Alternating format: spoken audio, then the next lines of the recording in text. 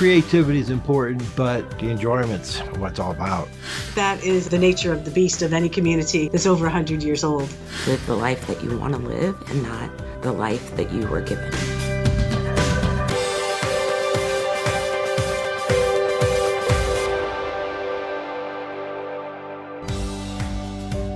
Today on Spotlight, SLU students build satellites and send them into orbit at the International Space Station. Plus, why litter is being called art at the Sheldon.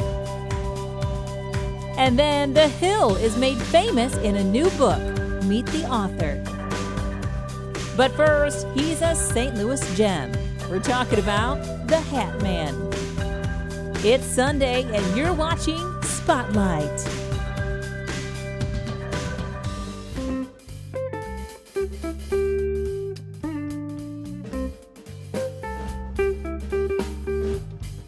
My name's Tom Lang, also known as the Hat Man. I got started with the hats with Fair St. Louis. I went to the Mardi Gras and I decided to make a hat. I had so many beads and feathers and stuff. So I took a brown hat and made a Mardi Gras hat, and the people were just so impressed with it, and I heard so much about it, and it almost was like people was moving out of my way because they thought I was somebody with that hat. And it was pretty creative. I enjoyed putting that one together. And once I made the first one, and then I made the second one, and then I saw that I had my technique and how I wanted to do them, and it worked for me. And I kept coming up with themes. As long as I could have the theme and find the parts, I went with hats. I'm not really a hat guy, I'm more of a hair guy. I kind of like my looks the way they are, but once I started with the hats, one of the local announcers here in St. Louis dubbed me the Hat Man and the Hat Guy, and it kind of stuck. And by making an opening day hat every year for the Cardinals, I am now the Hat Man. I've made 28 Cardinal hats. When the Cardinals opened a new stadium, I made a hat, the birds in the new nest, and the Post-Dispatch, and everybody just went crazy over it. And I've just been making a hat with a theme every year since for the Cardinals. Once you have a theme, then you got to find the pieces. Then the pieces have to be in perspective, relationship to the hat, a good ratio to the hat. Thank God for eBay and the internet where I can find parts and pieces. And I have an extensive Cardinal collection. I have a lot of stuff in storage that are figurines and bobbleheads and baseballs that, you know, I still have an opportunity to dig into my bucket every now and then. If you notice, a lot of my hats are straw hats because my technique, I don't use any hot glue at all. Everything on every hat is wired on. And it's a twisting pair of pliers that pull the wire through, and it pulls through the mesh, and the patches, everything you see on almost every hat's wired on except maybe a screw here and there. One of the hardest hats to make was the Budweiser hat with the Clydesdales. Figuring out how to adhere the hoofs to the hat. So it worked out, turned out fine for me. I have made a lot of other hats too. I did a Sesame Street hat that I love. It's festive, the kids love it.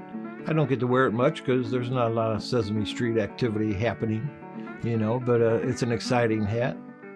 I did make a blues hat a few years back, and then with the blues going crazy last year, I got to wear it a couple times, and I did have a Stanley Cup that was ready to be wired on the top of the hat. We were at the watch party, Game 7. When the game was over, I did go out and put the Stanley Cup on the hat immediately and came back and joined in the festivities. It was a great time. I worked in education at UMSL for 20 years, and I did make a couple UMSL hats. I was very honored to work there for those years and be a part of the education community for the kids. When I do the hats, sometimes the creativity gets out of hand and they get heavy, they get awkward. Ozzie Smith has a clothes hanger running through it that pushes on my head and gives me headaches. The bobblehead hat has about 12 bobbleheads on it, and as I walk, they all go crazy, and they're a 4 aspirin hat by the end of the day. Back in 2018, I went to Fred Bird's Hall of Fame induction to the St. Louis Sports Hall of Fame, and I was honored to be there first off, but Greg Marichek and Robin Graham from the St. Louis Sports Hall of Fame were there, and they approached me and told me I was the nominee for the selection for the 2018 Superfan Award. I was shocked. They had only done it the year before, And so I was the second inductee as a super fan. And, to be in the St. Louis Sports Hall of Fame, unbelievable. I would like to do one thing if the Cardinals ever provide the opportunity. I'd love to step out on the field and throw that first pitch. To be in the middle of the ball field as the hat man for the fans, throwing out that first pitch, I think that'd be really cool. In making the hats, the creativity is important, but the enjoyment's what it's all about. To see the fans, see the kids, it's crazy, man. It's crazy. The kids are standing down there just staring at the hat, pointing at it. And when you're walking by the seats in the stadium and the fans' reaction, I get goosebumps from some of them. I mean, they're just so appreciative to see the artwork that's on them and the creativity that they're all about. And to me, that's probably the biggest enjoyment on it.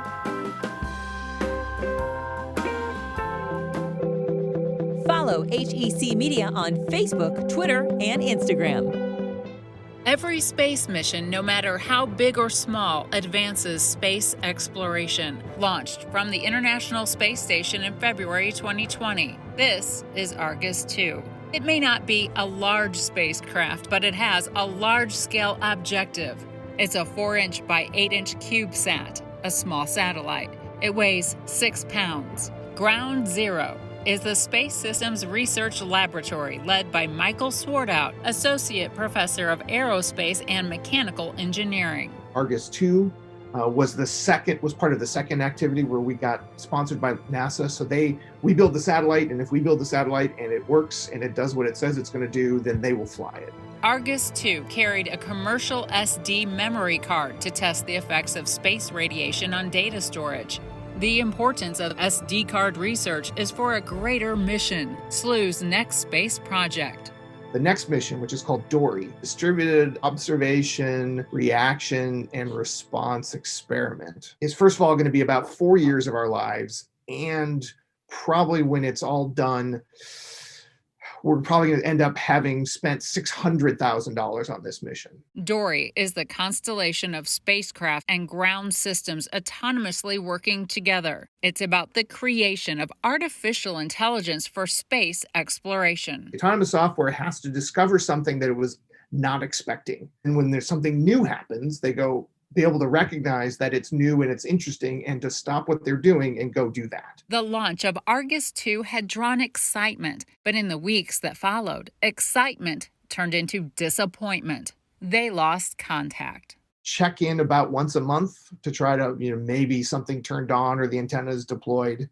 But so far, we've had radio silence. It's another setback after Argus 1. Argus 1 went into the ocean because of a rocket failure. SLU students are learning from possible complications of Argus 2 as they move forward with DORI. In the hassle of trying to get, you can imagine all the wires and everything plugged into a space this big, it's very possible that something got bent or broken or, loosened so that when we go through the launch environment, it shook loose. And so one of the things that the DORI team said is we're not going to try to squish this into a 1U. We're going to fill the entire tube.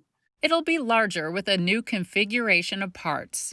Partnering with Bennett Research Technologies in St. Louis, DORI will have sensing capabilities for autonomous exploration. What we're trying to show is that with very cheap, very simple spacecraft, we can do an interesting mission.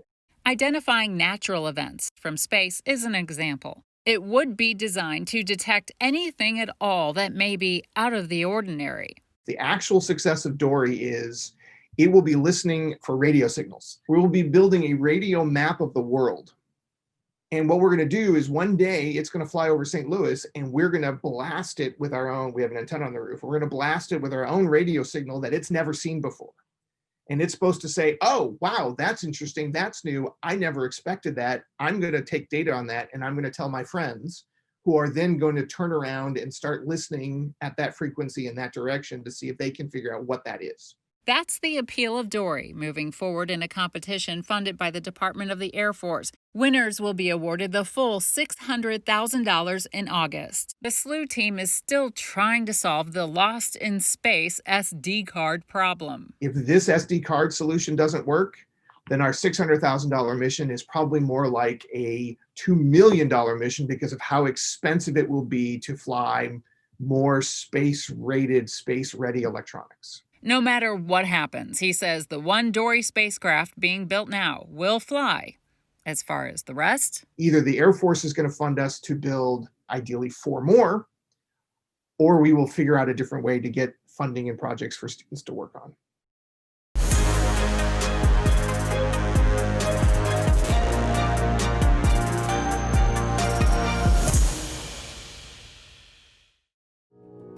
We are here at the Sheldon Art Galleries, where we have 7 new exhibits. We are open 5 days a week through January 30th, and we are so proud to be featuring almost all local art in this fall's exhibit schedule. We have 7 new exhibits in the galleries this fall, starting with a beautiful installation exhibit by Carly Trosclair. She's an artist from New Orleans that is now based in St. Louis, and she examines the lifespan of a building, how the inhabitants from the building can give it life, and then when they leave, part of them is left there. The connection between New Orleans and St. Louis is really powerful in a lot of ways, and she explores that with the brickwork and other architectural details that she uses in her work. The Gallery of Music, we once again feature a great installation of instruments from the Hartenberger World Music Collection. This time, we are featuring instruments from Asia and Oceania. So beautiful instruments from Japan, Korea, China, Papua New Guinea, New Zealand, and many other countries. Our Gallery of Photography features 2 different artists this time around. In the first section, we have artist Sarah Frost.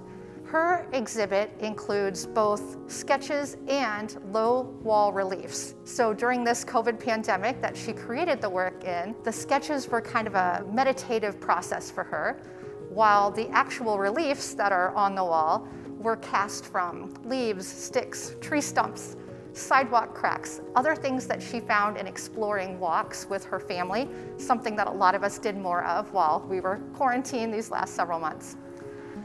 The second section of that exhibit includes beautiful work by Jen Everett. She's a St. Louis-based photographer and artist, and her installation is called New Arrangements. She studies the idea of Black interiority and knowledge production, and how rearranging objects, photographs, writing, items can create and transform them into something new.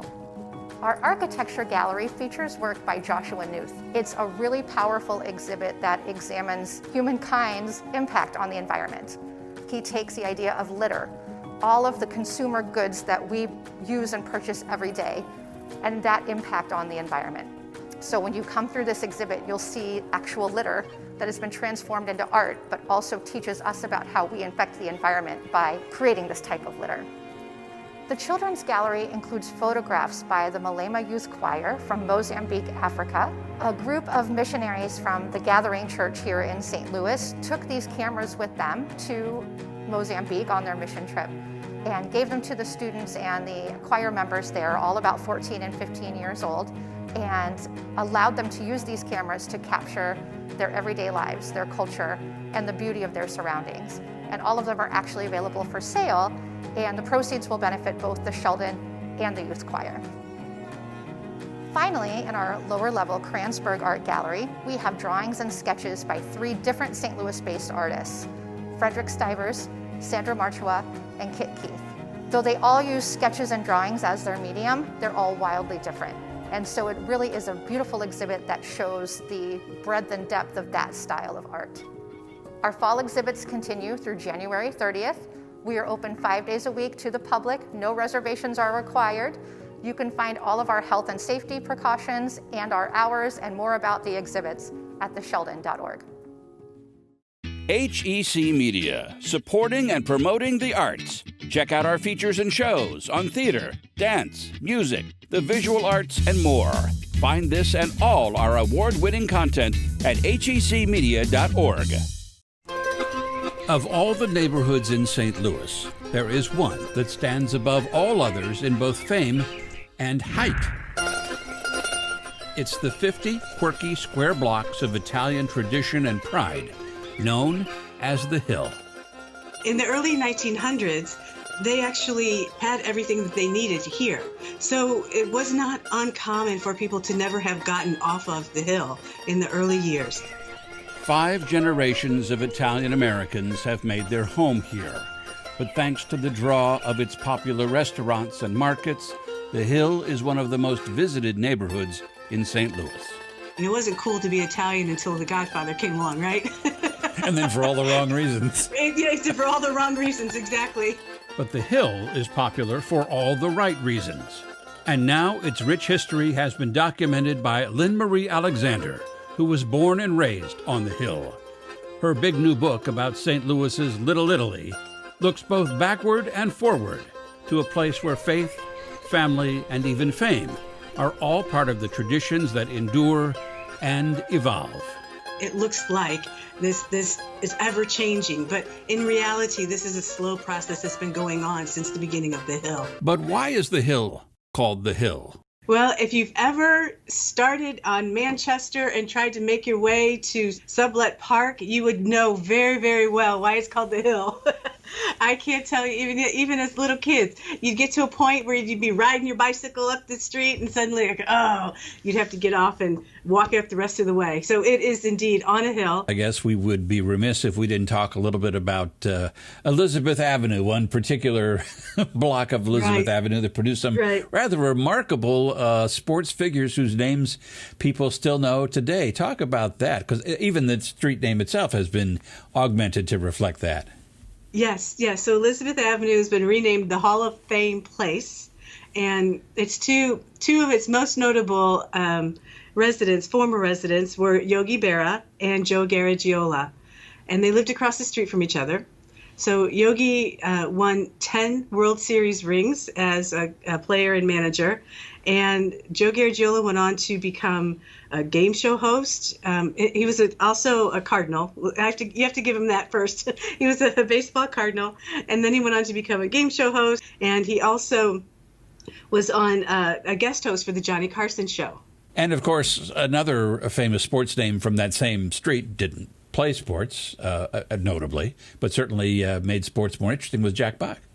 Yes, Jack Buck also lived on that street. And there's a fourth person on that street as well who was a professional athlete, Ben Pucci, who played at one time for the Cleveland Browns.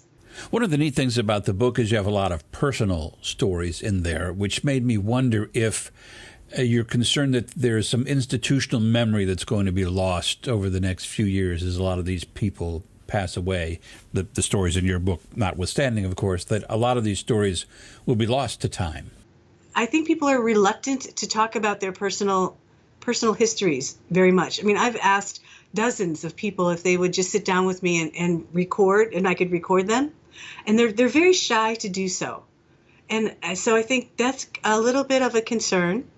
However, the documentation that we have is fabulous. So, if we don't have it in the personal words or the personal video of someone, we do have it in all of our documentations and the photographs and the newsletters that have been going since the Second World War. So, there is going to be some, but I think that is also just the nature of the beast of any community that's over 100 years old. Text HILL to 31996 to watch the full interview and find out about the secret tunnels underneath the hill. Or download our Talking with Authors podcast. A special performance of Amazing Grace later on Spotlight.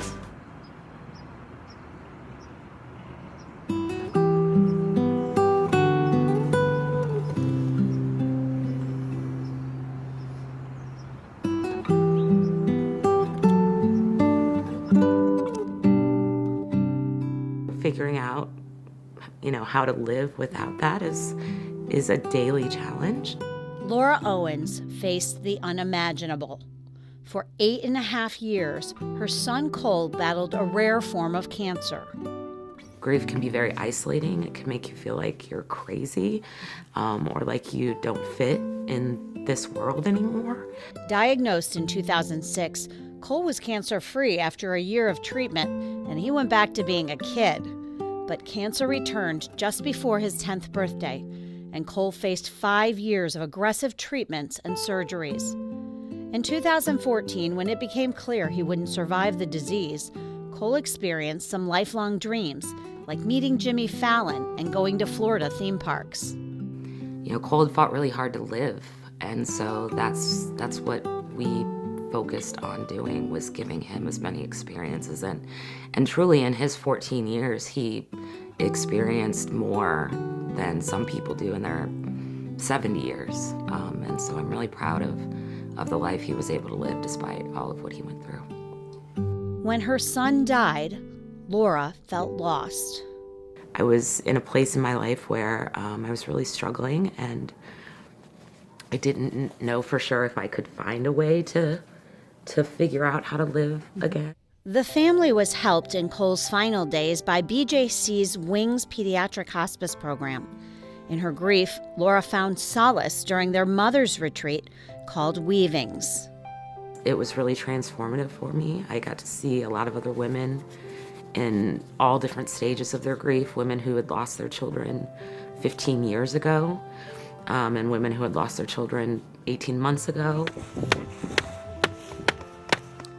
Now, years later, Wings flew back into Laura's life through a unique program called We Remember. Volunteers with Friends of Wings came to her house and to her son's favorite park in the wee hours of the morning. And what we do is we collect symbols that represents the person that died, some things that they loved. We try to also reach out to friends and families to collect quotes or pictures or memories of the person that has passed away. Friends of Wings started this tradition to support families who've lost loved ones. We collect around 100 symbols, and we place them in the yard of the deceased the night before their birthday. And we do it in a secret manner so that when they wake up the next morning, they come open their door to a surprise of love and all these messages of people that are thinking of them and remembering their loved one. Friends of Wings has memorialized dozens of people who've passed away and has expanded their efforts outside patients from the Wings program. In Cole's case, family and friends worked with volunteers to collect stories, photos, and mementos. The display tells Cole's story, his favorite number, 22, a soccer ball, a superhero symbol reminiscent of a cape he wore in the hospital. Yeah, what I love about this program is that it really does help not only the immediate family that has lost someone, but all the friends and the extended family that maybe don't have a way of expressing their thoughts or their love for the person that's passed away. The We Remember display touched Laura's heart. And that means so much that people are still loving my child with me, even though he's gone. Cole's memory lives on with a scholarship in his name at his former school and a Facebook page in his name to help others dealing with childhood cancer. Sharing memories is so important. You never stop being proud of your child, you know, that I will never stop being his mother. And to live in a world that doesn't acknowledge me as a mother or see me as a mother is really hard. Laura hopes talking about her remarkable son will inspire others to live like Cole did. Choose who you are and to live the life that you want to live and not the life that you were given. You know, that your circumstances don't have to determine your hopes and your dreams.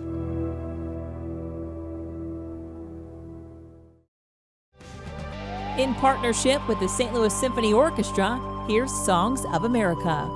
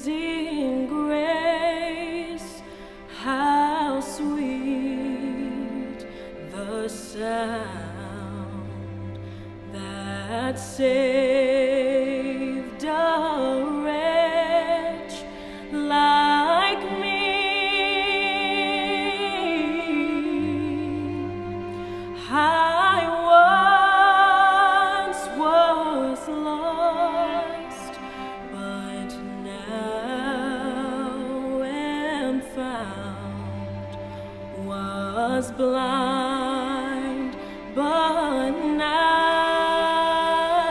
I see.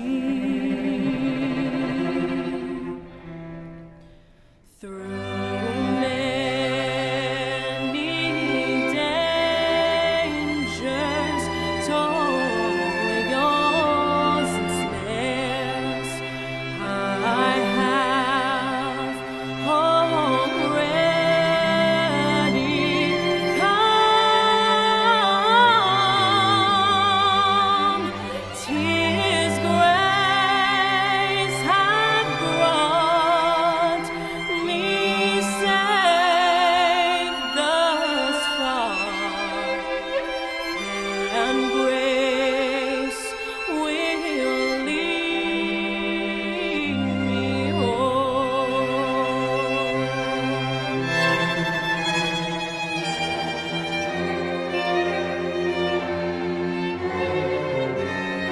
And grace will lead me home.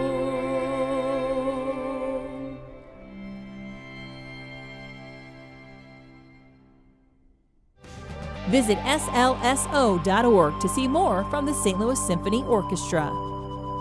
St. Louis, we're going through difficult, confusing, and often frightening times. But HEC Media is here for you in new and expanded ways with free educational resources, It is so in-depth. critically acclaimed author interviews, Books save you, I think, if you're going through a bad time. virtual art fairs, This allows our patrons to shop a variety of artists. local COVID research, This is kind of a home run, a dream response to the vaccine. fundraising for artists, virtual concerts, and much more. HEC is honored to help our arts and cultural communities survive and thrive, and to show you there is strength and hope in St. Louis.